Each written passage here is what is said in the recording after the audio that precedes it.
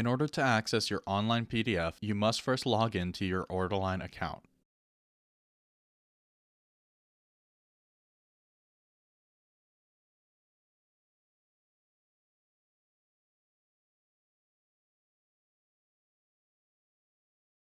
Select My Virtual Products on the sidebar and scroll down to find My Online PDFs.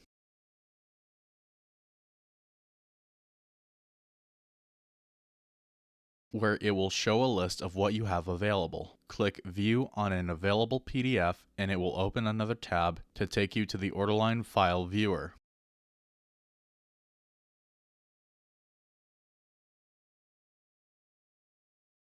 You may now view your PDF online or bookmark for offline viewing.